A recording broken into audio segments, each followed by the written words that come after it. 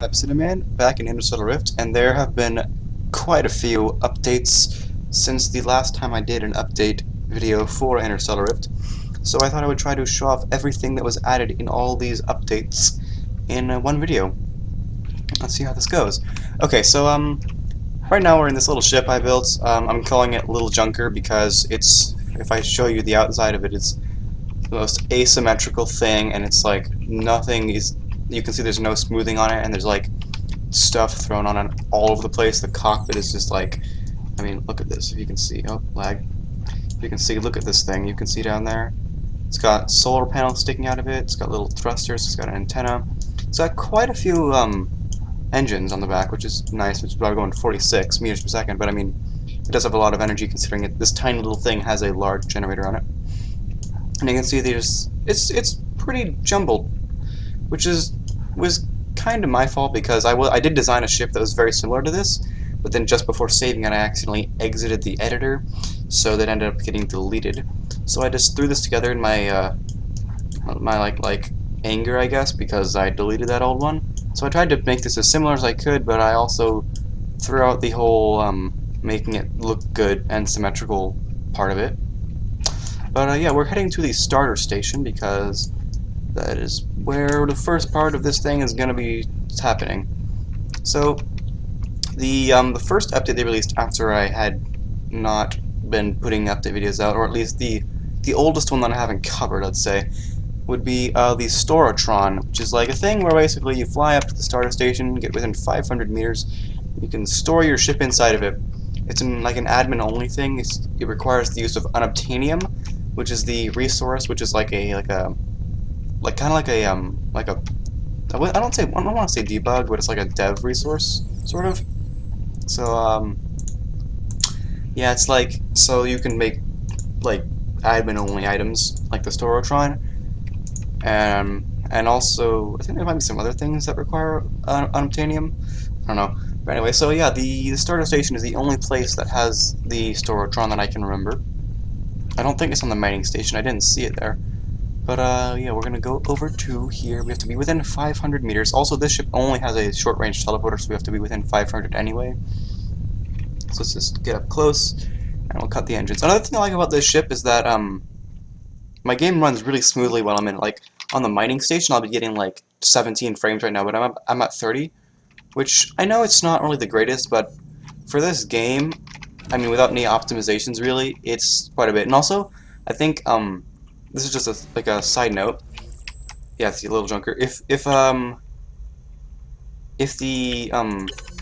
the mouse movement didn't have such a big delay, I think the apparent lag wouldn't be so bad. Yeah, Storotron over here. Big blue text. See, now I'm getting like 13, 12 frames. But yeah, it's got this nice big T on it, which is, I guess, for Tron, Storotron. Voltec, that's it, VT Voltec. That's the in-game company that made this. So we see ships in space and stored ships. I haven't actually used this yet, so you're learning as much as I am.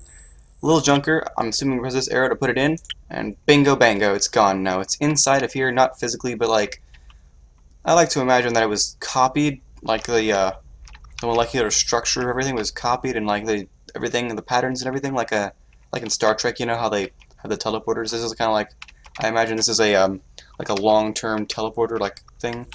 And if we want, we can pull it back out, and then it's in space again. Because we don't really want to lose that ship, because I put a fair few amount of resources onto it, not into it, because I'm on creative, but onto it. Because initially I made that ship so I could go find silicon to make one of the things that was added in here in one of the updates. That was until I figured out that there was a command you can use to give yourself everything in the game. But yeah, anyway, let's go back to room 1. I didn't name the rooms. I figured if the names aren't going to be very cooperative and they're going to keep changing all the time, I'm not going to name them. So this is room 0 in there, room 1 in here, room 2 back there, I believe, and room 3 up there. I can't remember though. I'll have to check that out. But anyway, yeah. So that's the Storotron. As you can see, I'm on my ship, and the ship was clearly said to be in the Storotron. I didn't actually show it not being in space, but hey, it's facing a different direction. There you go. That's how you know it was gone.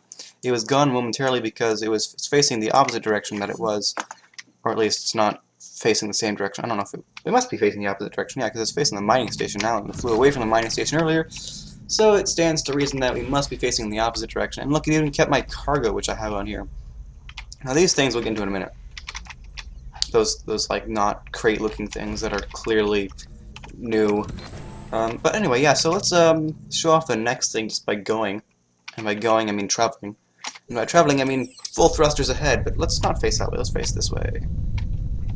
Let's go this way. Because they have added infinite universe generation. So basically what that means is that there are asteroid fields that exist, right? Not necessarily the big asteroids, but like little ones. Like you can see over there, it's flickering if you can see it. Like where the mining station's at. Those asteroids, there's fields like that like all over the place, and now the game is infinitely generating them.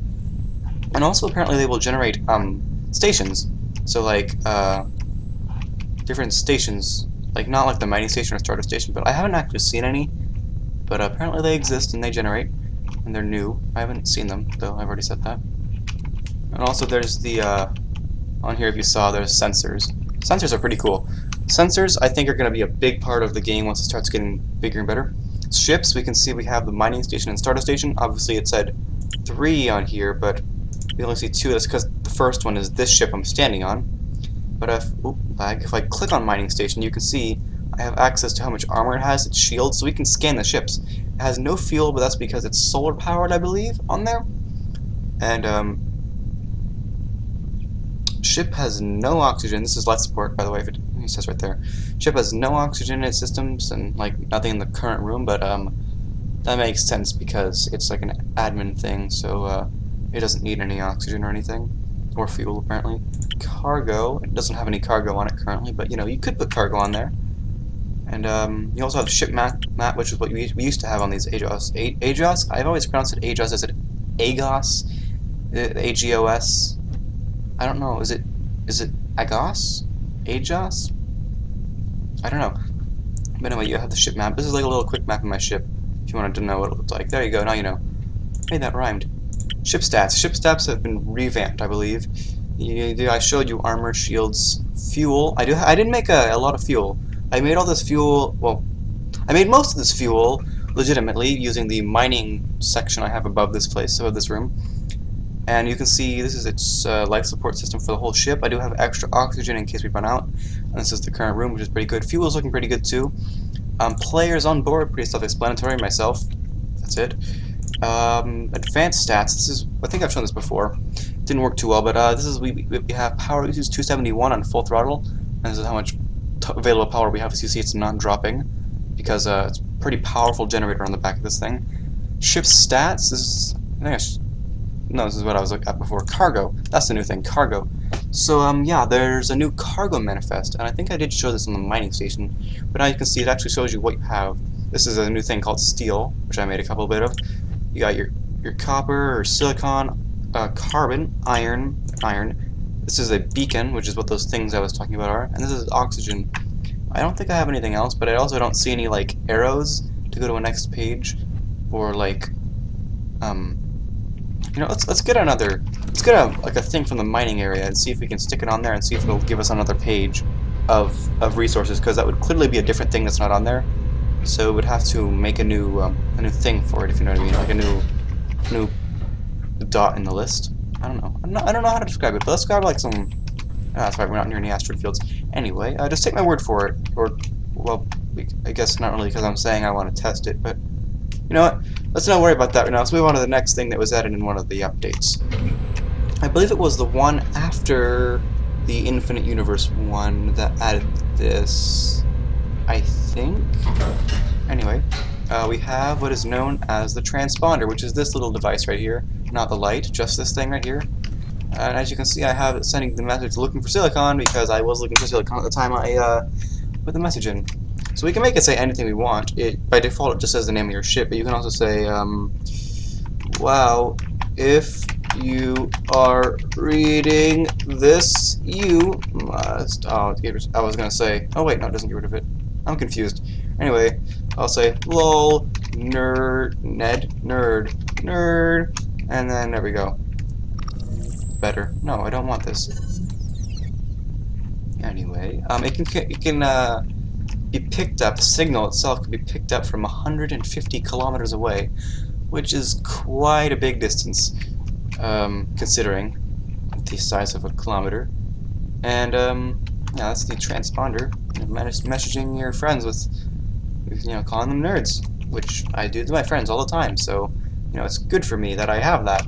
Also, they have done a complete overhaul, revamp thing of the engine statistics.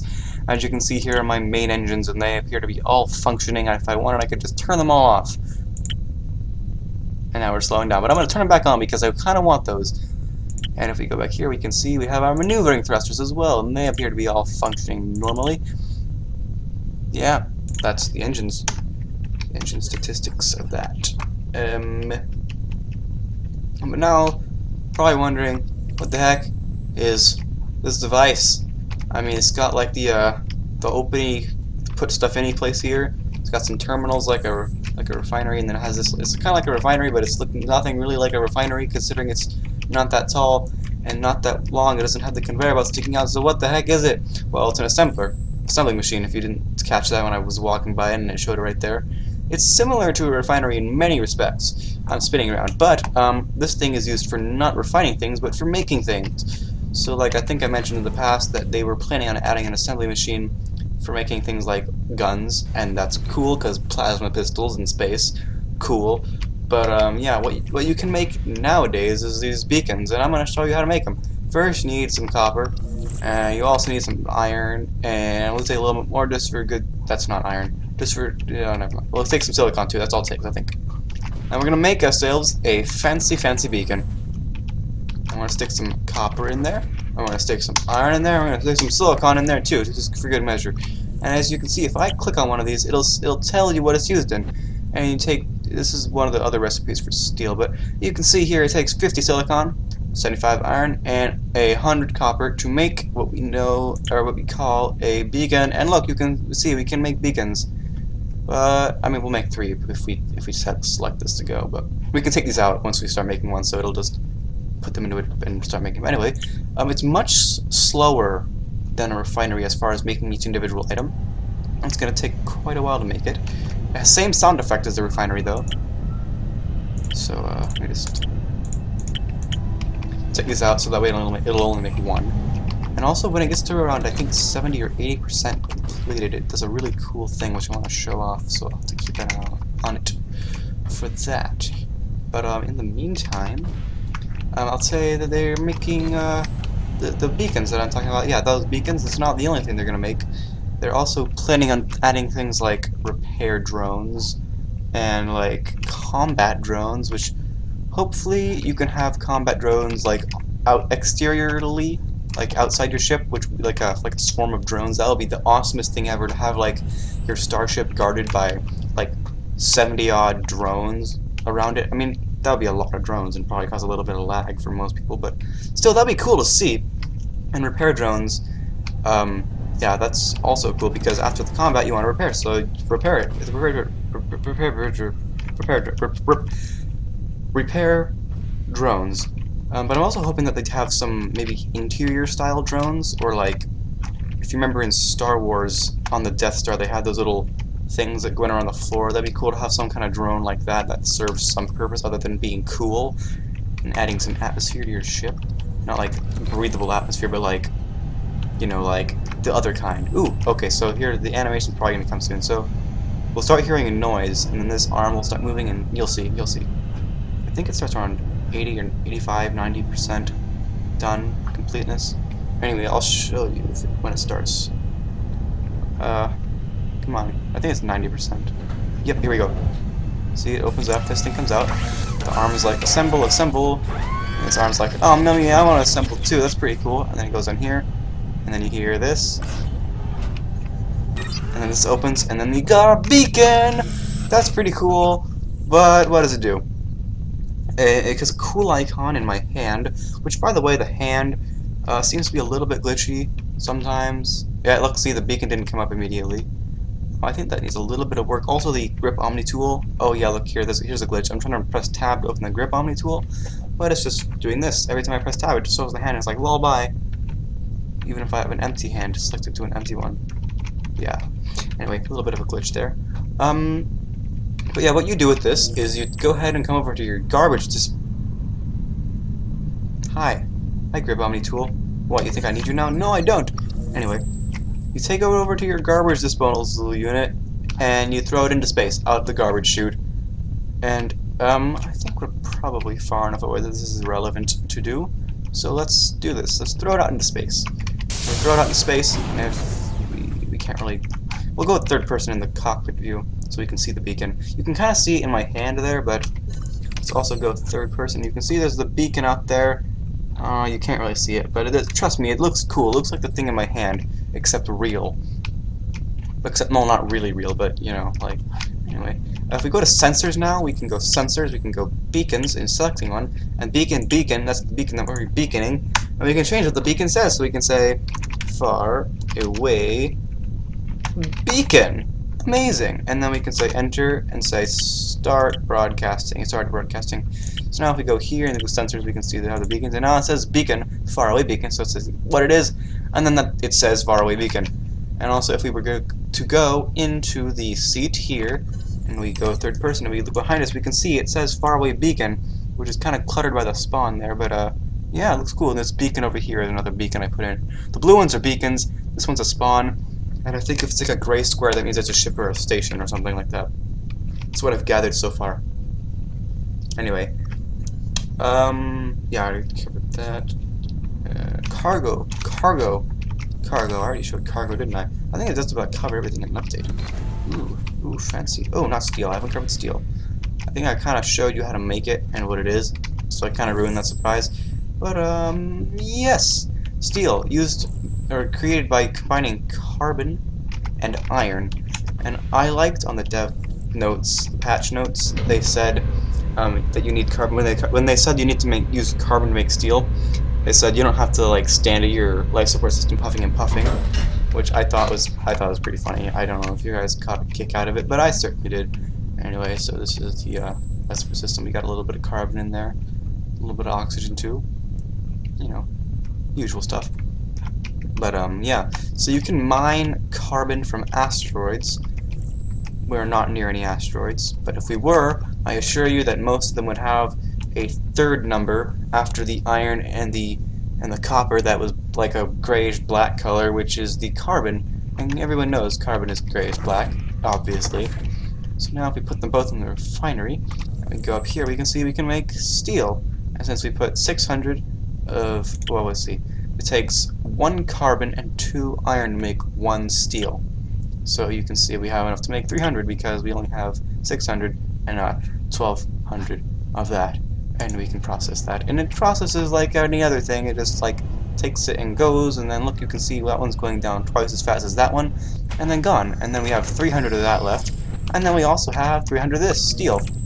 And I don't know where I'm going to put these things in my cargo bay. But I will find a spot. Do I have actually space? Also, cargo manifest. I forgot to show you this.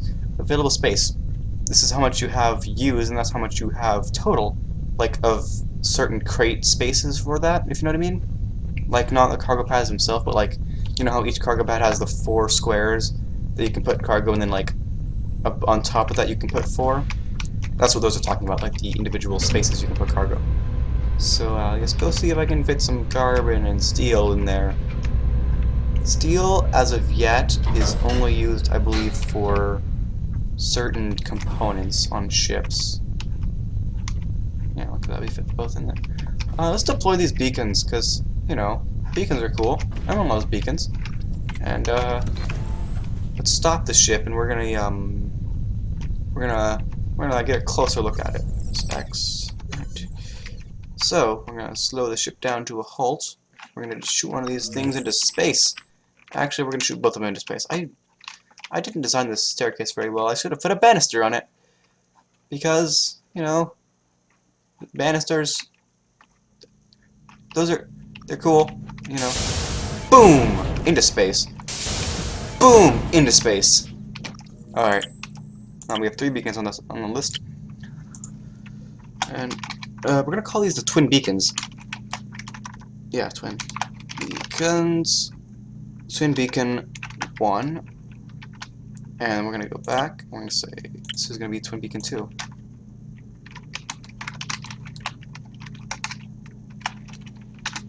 There we go. We have twin beacons. How adorable is that, guys? We have two beacons right next to each other.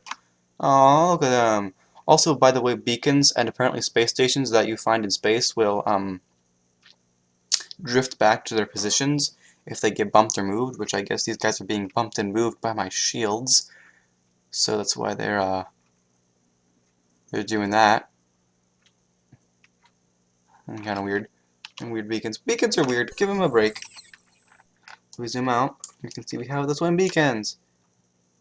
You can slide over a little bit, give them a little bit of space in space, and look at them. They're like dancing around over there.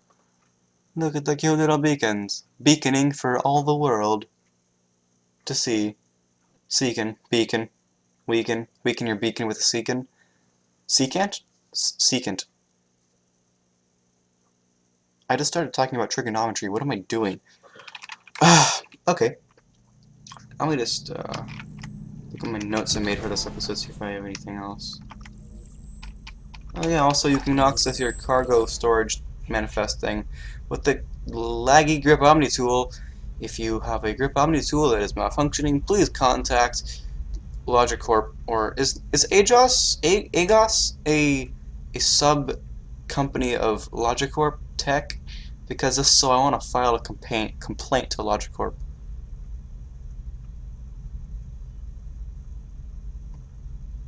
I'm not sure what that says. I can't really read it. Anyway, ship stats, cargo. What was I about to say? Oh yeah, you can access it from this. That's what I was gonna say. Advanced stats. You can access all this stuff on here.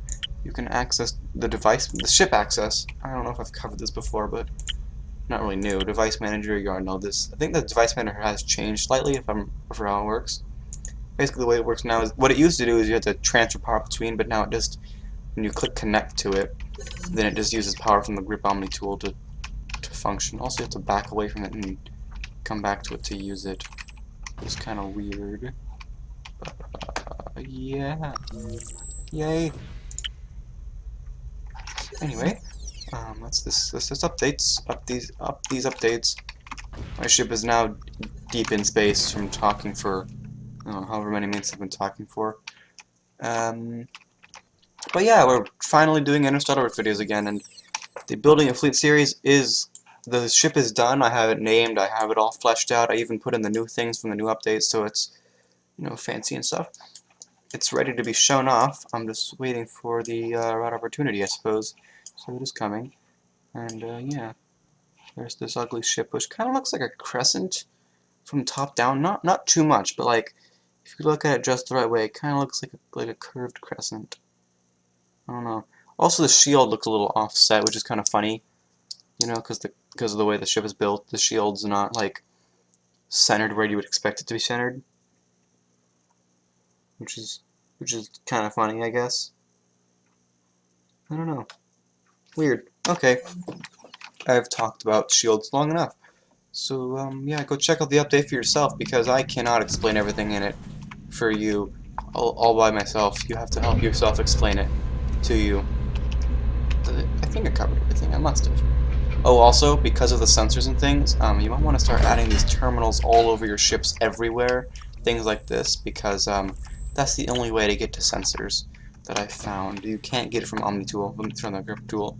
You can't even get it from these places. They don't access to sensors. Only things like this access sensors. The Aegis terminals. So, yeah.